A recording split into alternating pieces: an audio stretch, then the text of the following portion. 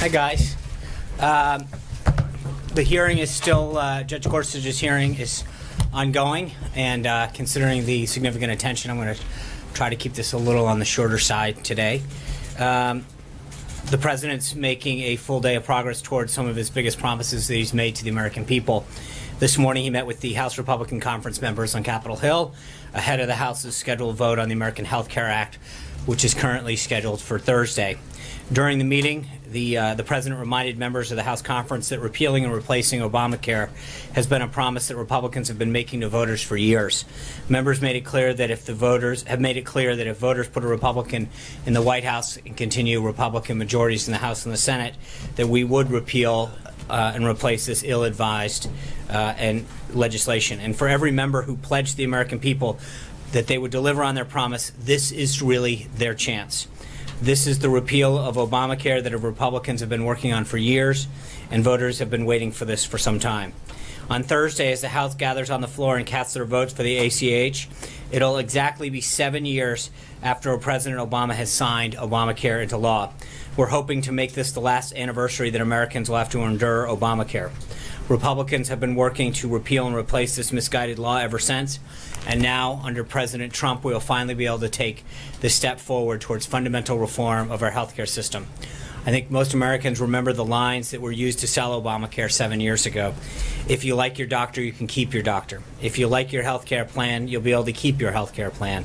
But for millions of Americans, those lines proved to be nothing more than empty promises. Plans that their families had relied on for years were suddenly canceled. Premiums and deductibles skyrocketed, leaving many who had plans unable to actually use them. And insurers fled the marketplace. Nearly 1 in 5 Americans only have one insurer offering plans on their Obamacare exchange. President Trump and Republicans in Congress will keep their promise by reforming the system once and for all. And that's exactly what we're doing with the American Health Care Act, which, along with the additional legislative and administrative action that is part of the three-prong approach that we've continued to outline, will finally give all Americans the healthcare system they deserve, where market-based competition leads to more affordable, higher quality healthcare opportunities. This is an ongoing process, and the President has made it clear to Congress that they should be open to incorporating some of the common sense policy proposals that have been suggested by members in both chambers who share their commitment to improving the healthcare system. To that end, the House introduced several technical and policy amendments to the legislation last night, which the President acknowledged on Capitol Hill this morning. They include delivering more immediate relief from Obamacare's taxes, accelerating the repeal of these taxes from 2017 rather than from 2018, and ensuring that millions of Americans who paid Obamacare's penalties or taxes can reclaim their hard-earned dollars from the IRS. It's making it easier for Americans to deduct more of the cost of their medical expenses, protecting life by prohibiting taxpayer dollars from being used to help purchase insurance plans that currently cover abortion, giving states additional flexibility for their Medicaid program, covering traditional adults and children populations while maintaining baseline funding for elderly and disabled populations, giving states the ability to implement optional, reasonable work requirements for able-bodied adults without dependents as part of their Medicaid programs, freezing Obamacare's Medicaid expansion while allowing for a responsible unwinding so that people who enroll before 2020 will continue to be supported by the program, and providing a more generous reimbursement for elderly and disabled Medicaid enrollees, recognizing that those populations have unique needs that must be taken care of. After a return to the White House from the House, speaking to the House Republican Conference, the President received his daily intelligence briefing. Then the President signed S-442, the NASA Administration Transition Authorization Act of 2017, acting on another of the President's most ambitious promises to the American people. Many may recall in his joint address, the President said, quote, "American footprints on distant worlds are not too big of a dream," end quote. And with this bill, he is taking the latest step towards making that dream a reality by reiterating NASA's mission to ensure America remains a leader in space exploration. This bipartisan, bicameral legislation provides NASA with the full support it needs to fulfill this and many other important missions, including supporting NASA's plan to explore deep space and sending astronauts to Mars, including an endorsement of launching the Mars 2020 rover, The rover will explore a site that is likely to have been habitable, seeking signs of past life and testing compelling samples and techniques for future robotic and eventual human exploration of Mars, reaffirming that NASA remains a fully multi-mission agency with a balanced set of core missions in space science, space technology, aeronautics, human spaceflight, exploration, and education. Endorsing NASA's continued progress towards launching the James Webb Telescope, which will be a giant leap forward in our ever-evolving quest to understand the universe, and establishing an astronaut occupational health care program, something that NASA has considered a priority for years. After the bill signing, the Vice President also announced that the President will be taking action shortly to relaunch the National Space Council, which the Vice President will chair. The President was honored to sign this new bill into law so that NASA can continue its work towards making America the world leader in space exploration once again. Also this morning, the Vice President hosted a breakfast meeting with Prime Minister al-Abadi of Iraq. We provided a readout on the President's meeting with the Prime Minister yesterday as well, and I believe there's been a readout of the Vice President's as well. At 3 p.m. this afternoon, the President will meet with members of Congress who are part of the House Tuesday group to discuss the American Health Care Act. And this evening, the President will speak at the National Republican Congressional Committee March dinner. Over on the Senate side of the Hill, the President's pick for the Supreme Court, Judge Neil Gorsuch, has been doing a phenomenal job in the Senate today during his first day of questioning. The judge's eloquent testimony yesterday was widely praised from both sides of the aisle, and it's clear that everyone agrees from a broad spectrum that Judge Gorsuch is a very qualified person to serve on the Supreme Court. As the judge noted today, quote, "A judge is there to make sure that every person, poor or rich, mighty or meek, gets equal protection under the law," end quote. His records show that he's lived up to this commitment throughout his entire career, and he's continuing to prove that he's exactly the type of jurist we need on the Supreme Court throughout the questioning that's started today. Today is also National Agriculture Day, for those who are keeping note.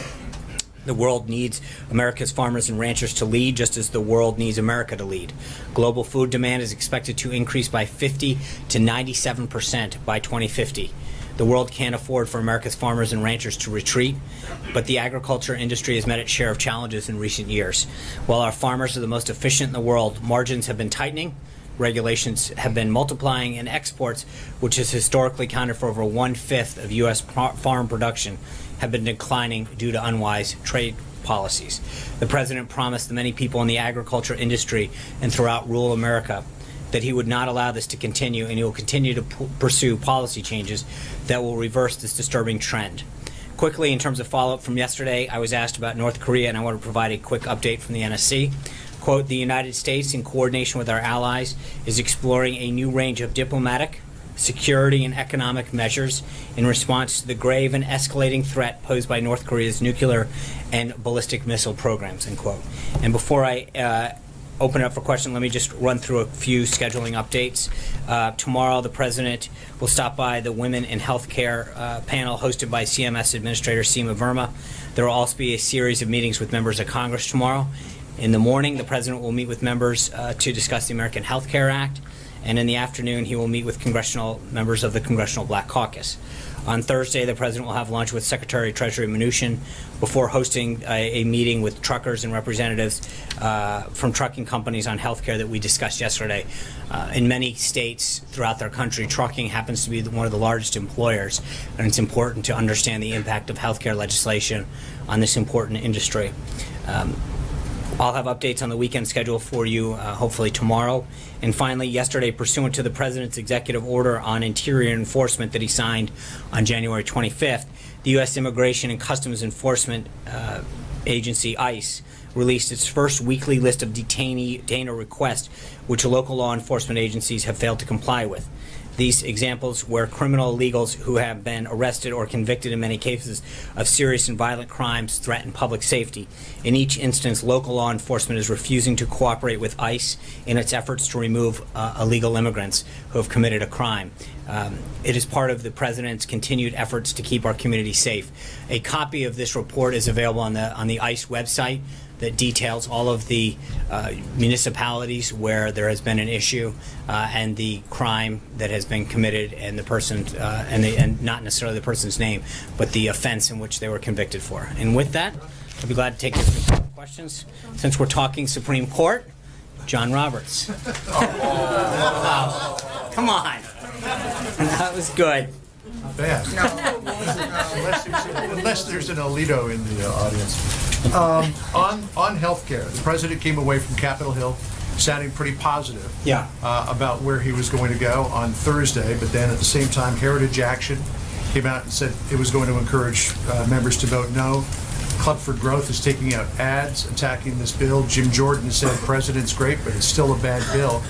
This is going to go to a vote day after tomorrow. What gives the president the sense of optimism that he can get this through, and might he request more changes from Speaker Ryan before it goes to a vote? Well, I think we've talked about this for days. There's been a lot of input from members of Congress, and I think that the meeting this morning really was a huge sign of support. There was a lot of enthusiasm and optimism, not just for the bill itself, but for something that, as I noted, conservatives and Republicans and a lot of Democrats, frankly, have been fighting for a while, which is a more patient-centric healthcare system. I think the president's continued to engage with members. He will continue to do that all the way through Thursday. But as I also noted, there were a lot of changes that were made by the Speaker last night. Additional legislation, the three-prong approach that we've talked about in the past, has been put forward to actually make sure that members understood the comprehensive nature of this. This is one vehicle. There's a huge administrative piece that Secretary Price will administer through administrative action that was given to him when they passed this bill and gave that authority to Kathleen Sebelius, then the Secretary of Health and Human Services, to implement pieces that they couldn't get done legislatively. We can now unwind a lot of that and add a lot of consumer-based and competition measures through the administrative thing. But then the third prong, all of the other stuff that we've talked about for years as Republicans, buying across state lines, expanding health savings accounts, et cetera, all of that has now been introduced as well. And I think that he continues to meet with members and walk away with a very, very optimistic view of where the bill is headed. I think a lot of the measures that have been changed and tweaked and updated have assuaged members who had concerns or wanted to see some additional tightening. But keep in mind, if you are a conservative who has been fighting for repeal and replace, this is your chance. If you are a conservative who has been looking to address out of control entitlement spending, this is the first attempt. This is the first reform of an entitlement program in terms of Medicaid in 30 years. These are a truly conservative set of principles that we are fighting for. The competition that's in the bill, the ability to allow prices to come down and choice to go up. There's nothing more conservative that is in this bill. And I think as members continue to talk about ideas that have been included in this bill and the principles of it, we feel very good going into the final stretch. May he seek more changes in order to further assuage? It's possible, but I think that we've made some very positive steps forward. So I don't want to rule anything out.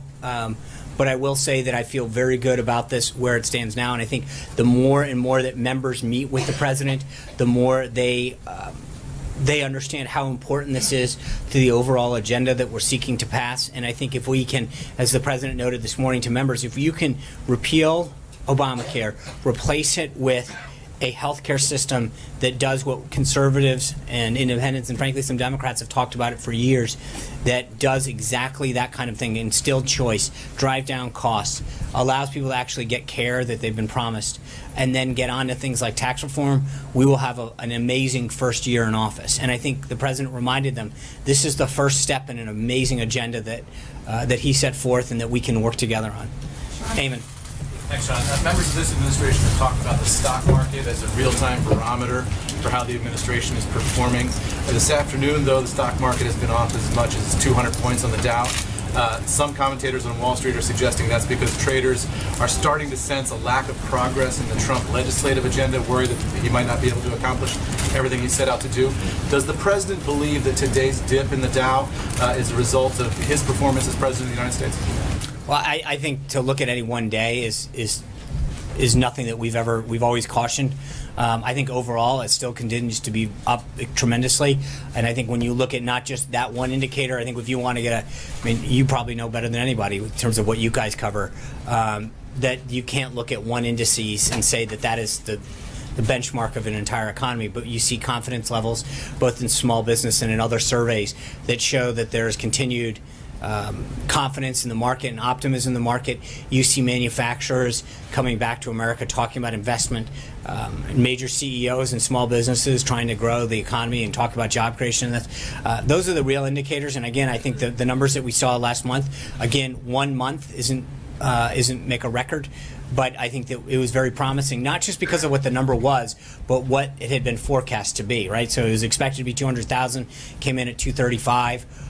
So again, when you're overperforming, I think that shows a sign of optimism and confidence in the market.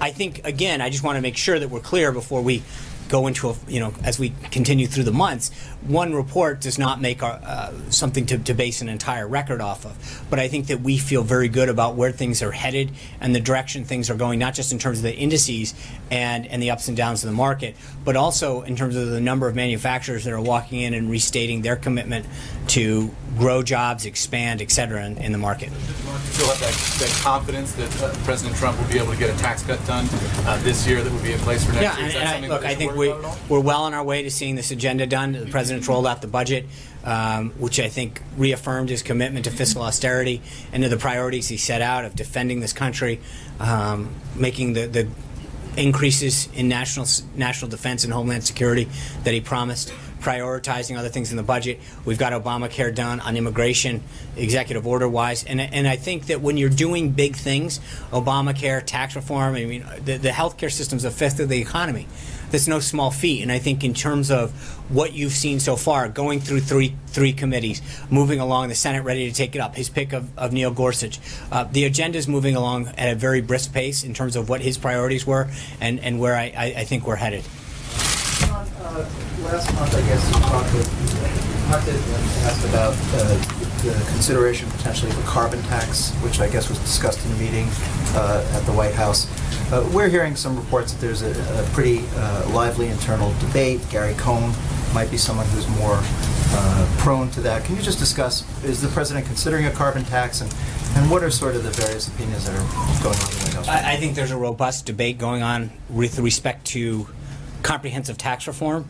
And as we've mentioned, I mean, our goal right now is to get through Thursday, and that's what the president has talked about very publicly. We need to get Obamacare repealed and replaced and move on to tax reform and some of the other trade reviews that we've talked about, immigration. There's a lot of things on the agenda, but I'm not going to comment on specific prongs of that. I will just tell you that obviously there's a lot of people who recognize that we haven't had comprehensive tax reform since 1986, and that there's a lot of pieces in this that we need to examine and get to, and there's a lot of voices and opinions that get shared with him, and so I'm not at a position where I'm going to get into commenting on piecemeal on where it is, but I will say that's even more reason that let's get past Thursday.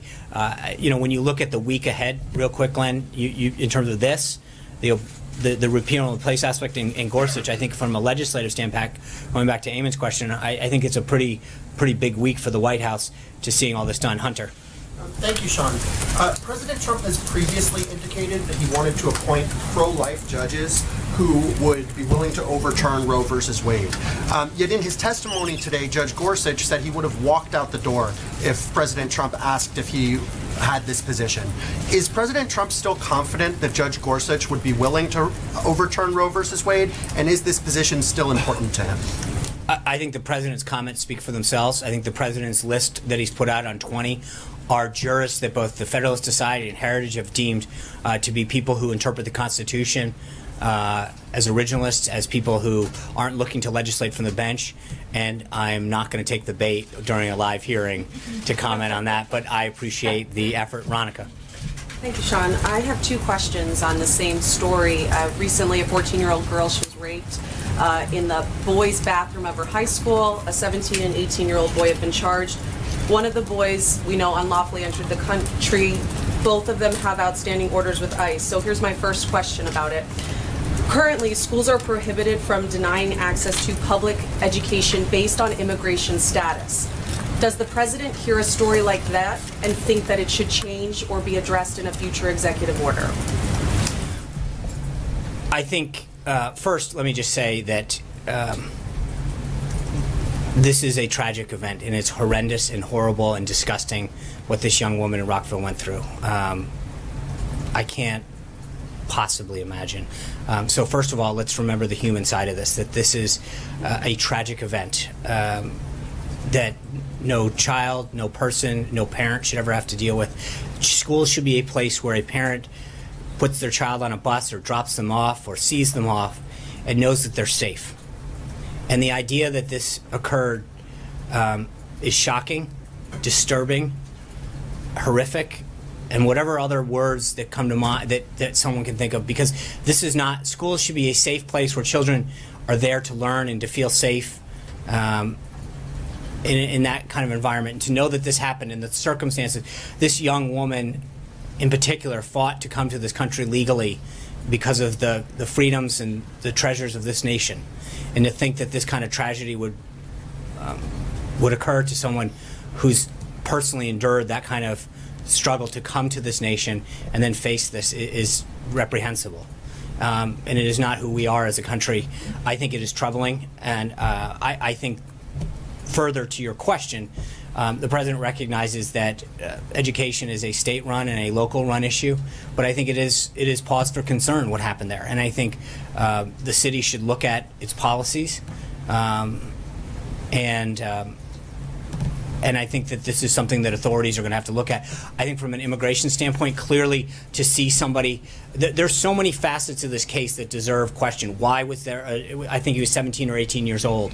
18, thank you. And how does that person get put into the 9th grade? There's so many issues that come up in this case.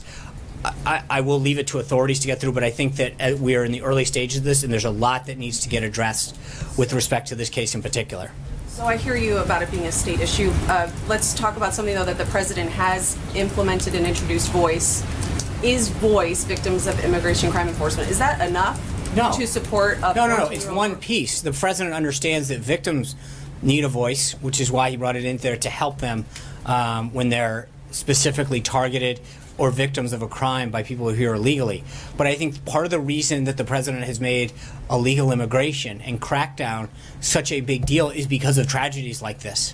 We act so many times when we talk about this and say, well, is the president going to, how is the president, why is the president dealing with this and because of this priority? Well, part of the reason is because of the tragedy that this young girl dealt with, had inflicted upon her, whatever the word is.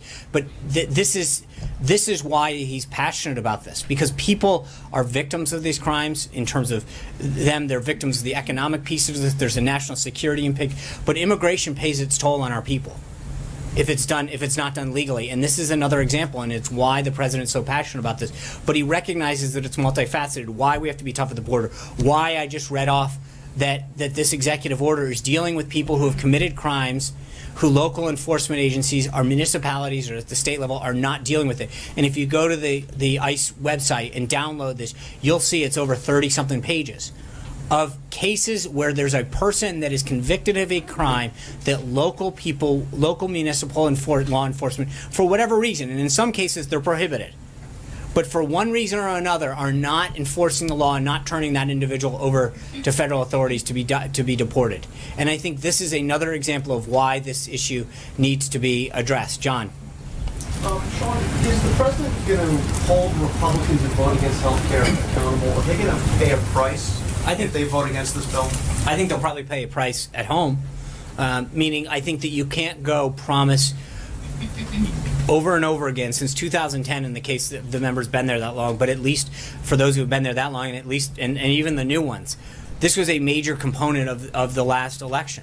And I think there was probably not a single Republican member in itself who went out and talked about this. And I think when you realize the component to this bill and that the president worked with the House and the Senate to put something together that achieved a promise that was made to voters, I think there's going to be a price to be paid, but it's going to be with their own voters. And they're going to have to go back and explain to them why they made a commitment to them and then didn't follow through. And one of the things that's interesting that people who agree or don't agree with the president in terms of his legislative agenda at least give him high marks, regardless of whether or not they subscribe to his agenda, for keeping his word and his promises. And I think that's one of the things that he's made very clear this morning. We pledge to the American people at the congressional level, at the Senate level, at the presidential level to go do something. And this bill, while it probably not everybody gets everything they wanted, does exactly what we said. It's repealing it and replacing it with all of the principles and the aspects that we discussed throughout not only last cycle, but in a lot of these cases back through 2010. Margaret. Will he campaign against those Republicans? Let's get through the vote. I think one of the things that he made clear this morning was that he was going to make sure that the people who did support this, he would be out there supporting them.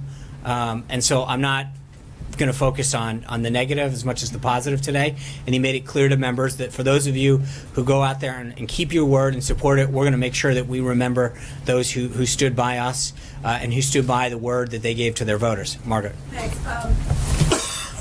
Okay, so that's what I was going to ask, but let me try. Oh. No, it's okay, I've got another one, don't worry. So my other one, but I'm going to go back to that, is on the laptop restrictions by the U.S. and now the U.K. It certainly sounds like that may have been in response to some kind of a specific security threat.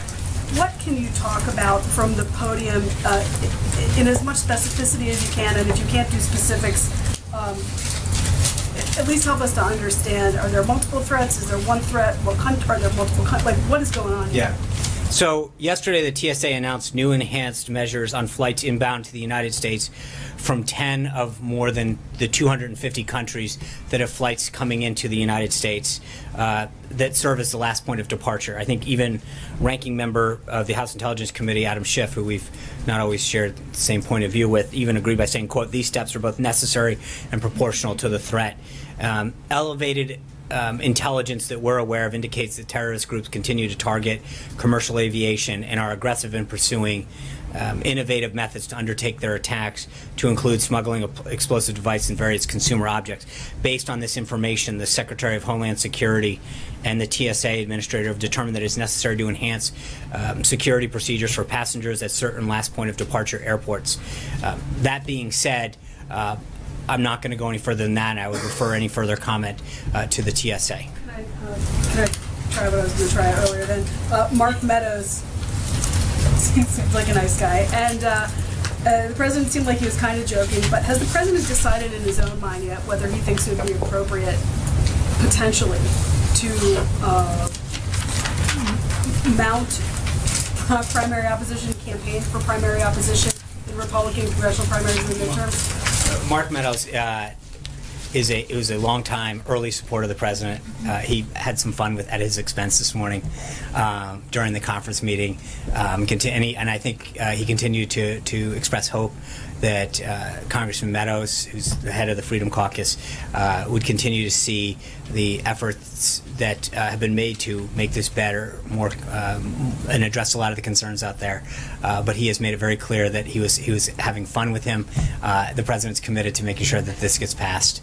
We'll go from there. Vivian. Thanks, John. First, a follow-up to Margaret's question. Why wait for the new aviation regulations 96 hours to implement it? I mean, isn't the president's mantra on counterterrorism that we have to, kind of sneak up on our enemies, not let them know our tactics? So I'm going to ultimately refer you back to TSA, but I will tell you that remember that these are 10 airports of last point of departure to the United States out of 250 that come here. Part of it is to allow, you have to provide appropriate notification to the host country, to the host airlines, and give them opportunity to get those procedures in place.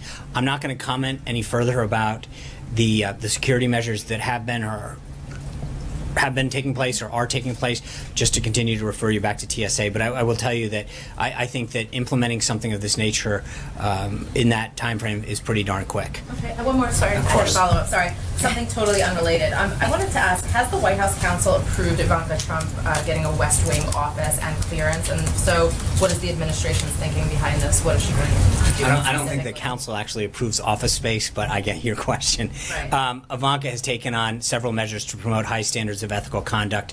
Even though she's not a federal employee, she'll follow the restrictions that would apply if she were. Mm-hmm. She's taken these steps with the advice of counsel and in consultation with the Office of Government Ethics. Hallie. John, two quick ones for you. One on healthcare to follow up on the follow-ups. You made very clear that the president was going to be supporting those who supported the bill. And I know you don't want to talk about the flip side of the coin, but when he talked this morning in the closed-door meeting about people paying a price, losing seats, Right. not getting majority. Is that an implied threat from the president to these members who don't back this bill? No, I think it's a political reality. I think if you go out and promise the American people something and your voters something, especially on a scale like this, and frankly, as I said, I mean, there's obviously members that have been there 1 term, 2 terms, 3 terms, but this is something that as a party we've made very clear, if you give us this, American people, we will get this done. And I think that to go and make a promise and a pledge of this magnitude and not to follow it through, I'm sure that voters would be upset, and we've seen this in the past. I think, and it's something that I think the president, as I mentioned earlier, has staked, has earned high marks for, is keeping his word. And I think the president was stating a political reality. If we go out there and make these pledges to the American people and don't do what we said we've done on these big things, then I don't think they're going to continue to want to see us in the majority, and they're going to look for an alternative. And so the second, well, and just to follow, will he remember the names of those who don't back the bill? We'll see. John Gizzi. Well, actually, I do have a second actual topic. I just want to follow quickly on yesterday. I just want to I clarify love your that. counting. It's like CBO. Sorry, CBO. Come on, that was... Do you want to elaborate on that? No, I don't. Go ahead. I do want to ask about the Russia testimony from yesterday. I know you obviously addressed it from the podium 24 hours ago, but there was sort of this interesting moment that happened a little bit after the briefing where Director Comey was asked about sort of live tweets coming from the president and his account at the same time that the hearing was happening. And Director Comey was fact-checking the president in real time, essentially saying he was incorrect in what he was tweeting.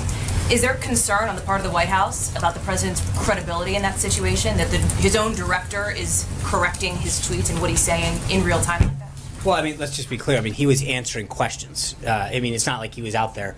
He was responding to a question. But I think it's important to note with respect to this that and I saw a couple comments yesterday. Senator Coons took issue with a couple of the comments that we made. Let me just read to you. I know you guys love this when I do this, so I'm just going to entertain you for a second. Senator Chris Coons, this is his quote, direct quote, "I have no hard evidence of collusion," end quote. Director Clapper, quote, "Not to my knowledge," end quote. Senator Tom Cotton, quote, "Not that I've seen and not that I'm aware of." This is in reference to any type of collusion with Russia that occurred. Obama CIA Director, Acting CIA Director Morell, quote, "There's smoke, but there's no fire." Senator Chuck Grassley, after the Comey briefing, "Doc, I can say at POTUS and at Clapper are both right. No evidence of Trump collusion with the So, we've now gone over this on multiple occasions, but at some point there's a distinction between an investigation that it goes into Russia's involvement in 2016 and this continued narrative that falsely tries to link the president or the White House into any of it. They continue to see that there is nothing there. Every single person who has been briefed, who has come out and publicly talked about it, Republican, Democrat, former DNI, former CIA directors, Obama appointees, have said no evidence. And so I get that we keep getting asked, but I mean, my point is that was one of the tweets though that he addressed. Is it said, former DNI continues to know, and that was actually true. These are their quotes. This is what they've said.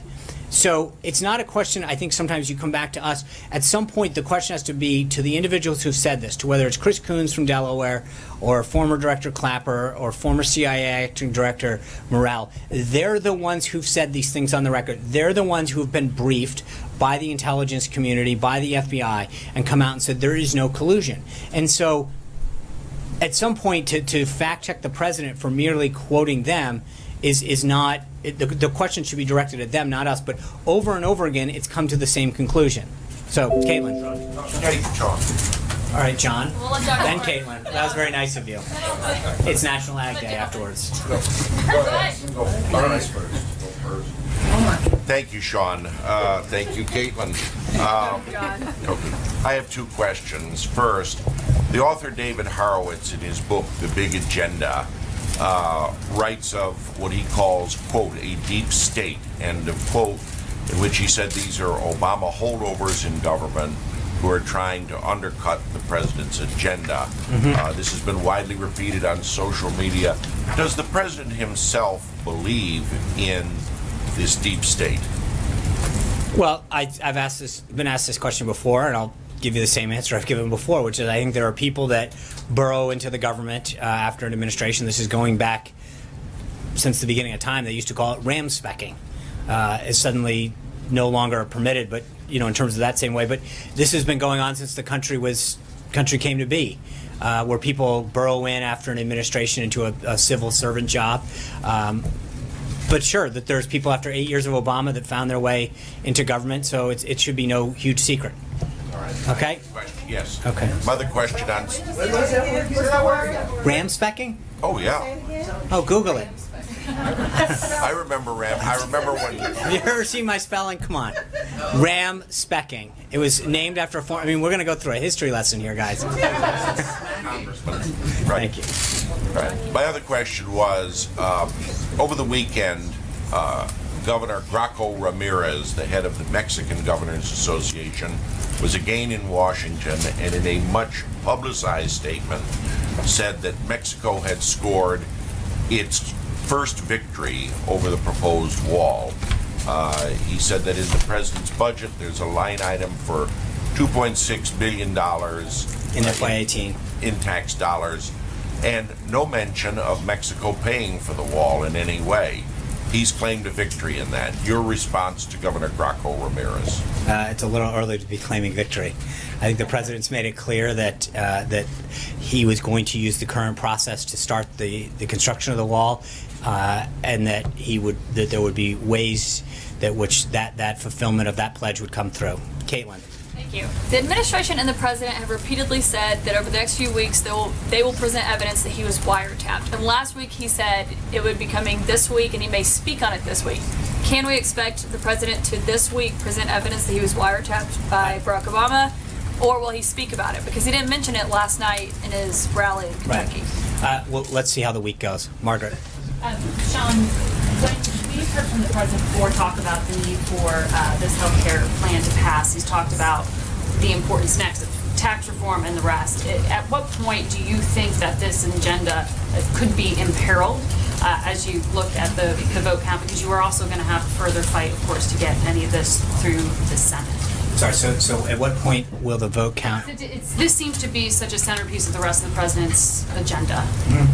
So given that it's still not there's no certainty in terms of passage at this point, I mean, how concerned are you that Thursday could imperil the president's agenda? Well, I think the president's visit this morning was very well received. I think we continue down the path to get the votes. We got a ways to go. We got to get to the Senate next.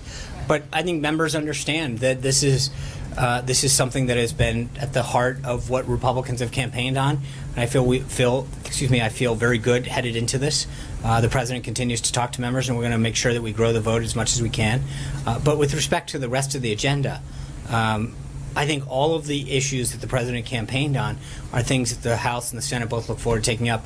There's whether it's trade or immigration or comprehensive tax reform, all of these issues are stuff that many Republicans have campaigned on for a long time and are eager to get going.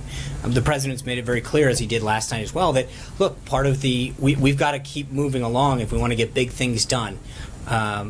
There's a lot that can get done during this administration during the first term, and he wants to get as much of it done as possible. And so the quicker we get repeal and replace done and put the American Health Care Act in place, the better. And that's just the nature of it is. But I think when you look at the speed in which we've moved, it's been very responsible. We've allowed the committees to do their work their will. The House has taken up the amendments. It's been online. So this is, I think there's always a balance between jamming it down and getting it done and over with, which is how the Democrats operated at one point when they legislated, when they finally moved on their bill, versus how this is done. But I think we've struck in a very nice balance on this. At which point will it be Trump care? The president said today it could happen. We asked during the voters' We'll have to see. Right now, it's the American Health Care Act, and we're trying to get it done. Anita. Two questions. First, the Kansas legislature is on the verge of possibly passing a Medicaid expansion, and the current version of the health care bill does not allow states to pass that. And so I'm wondering, as you know, most legislatures are currently meeting across the country. Will there be an exception for states if they expand before any new bill comes? It would be addressed in the legislation. I don't believe there's an exception clause. So I don't, but I also don't. It would be far be it for me to say at this point. The bill's getting ready to move to the House. The legislature is meeting. I don't want to prejudge the outcome yet, but I don't believe, from my understanding, that there's any kind of clause that says if. And then secondly, tomorrow you mentioned the Congressional Black Caucus. Is there a specific topic healthcare, 5 topics. What can you tell us about the president's message to them, and how did it come about? I know there's been some back and forth on getting a meeting going. How did that come about? April's about to. Okay, don't drag April into this. Didn't say a name. Didn't say a name. This has been something that the president's talked about for a while. He met with Congressman Elijah Cummings. He started off in a phone call probably a month or so ago where they discussed prescription drugs and the need to get it down, and then the conversation continued. Our legislative affairs team early on went to some of their meetings and started having a dialogue with them, and that dialogue continued, and there was a desire to have a meeting. The president wanted to have them down. I think there's going to be a range of issues that get discussed that range from drug prices to infrastructure investment and education, HBCUs. There'll be a range, and I think that's part of it. There's no set agenda to say we must talk about these things, and obviously I think healthcare is going to come up too. The president wants to get their idea before April jumps out of her seat. I'll give her. Okay, thank you for giving me a follow-up. I want to follow up on the CBC, and I have another question on another subject.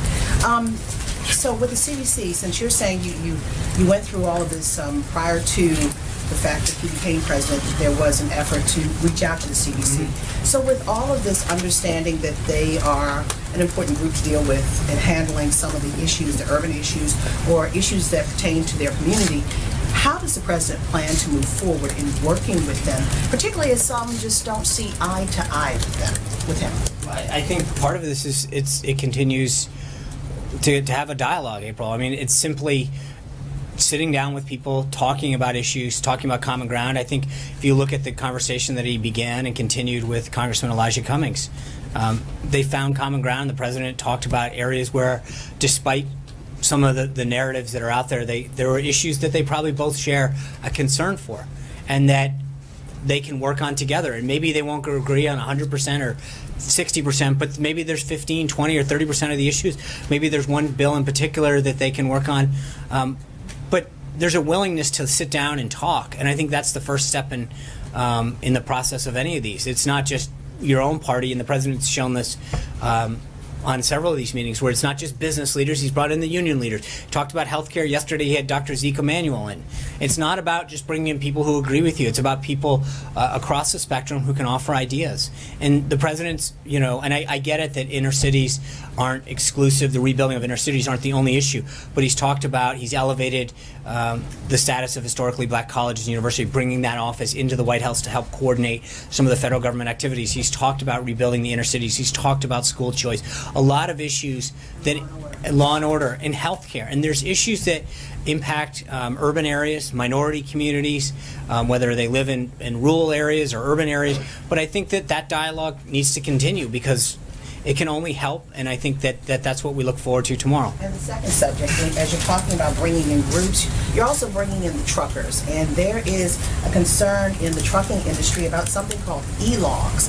It's going to happen at the end of the year where truckers, be it truckers with commercial trucks or mom and pop businesses, all of them are going to have computers to log in to monitor the time you drive, the stop and speed, etc. And many people are saying that it cuts into their income. Where does the president stand on that? And I know he's meeting about health care. I think let's see if that comes up in the meeting, and then I'll read out. But I know I understand that's more of a DOT issue. So I would refer you to the Department of Transportation. They're very concerned about it. Would he at least? I understand that, and I hope that comes up. Jeff Mason. Sean, a follow-up on the DHS airline issue. If there's a danger to Americans or to flyers generally with having laptops or things that are bigger than a cell phone in planes from those 10 countries, why would that not also be a danger from other countries? As you can imagine, I can't talk about the intelligence that we have. I can just tell you that the steps that are being taken are appropriate, commensurate with the intelligence that we have, and then refer you to the Department of Homeland Security and specifically the Transportation Security Administration. Okay, one other question that's not related to that. Too. Okay. Presidents traditionally issue a greeting to those celebrating the Iranian New Year, Nowruz. Mm-hmm. Will President Trump be doing that today? Let me get back to you. I know that I don't want to get ahead of myself on that, but we may have something for you later. I've got to check on that. But thank you guys very much. Let's get back to watching Neil Gorsuch, and I will see you tomorrow. We're going to have a week full of briefings. I'm excited. And by the way, I am very happy that the individual in the press corps who took Tom Brady's jersey, that has been returned properly. Another bad on the press, but we have righted that wrong. Thank you.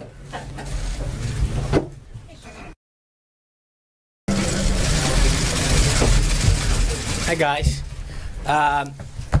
The hearing is still, Judge Gorsuch's hearing is ongoing, and considering the significant attention, I'm going to try to keep this a little on the shorter side today. The president's making a full day of progress towards some of his biggest promises that he's made to the American people. This morning, he met with the House Republican Conference members on Capitol Hill ahead of the House's scheduled vote on the American Health Care Act, which is currently scheduled for Thursday. During the meeting, the president reminded members of the House conference that repealing and replacing Obamacare has been a promise that Republicans have been making to voters for years. Members made it clear that if voters put a Republican in the White House and continue Republican majorities in the House and the Senate, that we would repeal and replace this ill-advised and legislation. And for every member who pledged the American people that they would deliver on their promise, this is really their chance. This is the repeal of Obamacare that Republicans have been working on for years, and voters have been waiting for this for some time. On Thursday, as the House gathers on the floor and casts their votes for the ACH, it'll exactly be 7 years after President Obama has signed Obamacare into law. We're hoping to make this the last anniversary that Americans will have to endure Obamacare. Republicans have been working to repeal and replace this misguided law ever since, and now, under President Trump, we will finally be able to take this step forward towards fundamental reform of our healthcare system. I think most Americans remember the lines that were used to sell Obamacare 7 years ago. If you like your doctor, you can keep your doctor. If you like your healthcare plan, you'll be able to keep your healthcare plan. But for millions of Americans, those lines proved to be nothing more than empty promises. Plans that their families had relied on for years were suddenly canceled. Premiums and deductibles skyrocketed, leaving many who had plans unable to actually use them. And insurers fled the marketplace. Nearly 1 in 5 Americans only have one insurer offering plans on their Obamacare exchange. President Trump and Republicans in Congress will keep their promise by reforming the system once and for all. And that's exactly what we're doing with the American Health Care Act, which, along with the additional legislative and administrative action that is part of the three-prong approach that we've continued to outline, will finally give all Americans the healthcare system they deserve, where market-based competition leads to more affordable, higher quality healthcare opportunities. This is an ongoing process, and the President has made it clear to Congress that they should be open to incorporating some of the common sense policy proposals that have been suggested by members in both chambers who share their commitment to improving the healthcare system. To that end, the House introduced several technical and policy amendments to the legislation last night, which the President acknowledged on Capitol Hill this morning. They include delivering more immediate relief from Obamacare's taxes, accelerating the repeal of these taxes from 2017 rather than from 2018, and ensuring that millions of Americans who paid Obamacare's penalties or taxes can reclaim their hard-earned dollars from the IRS.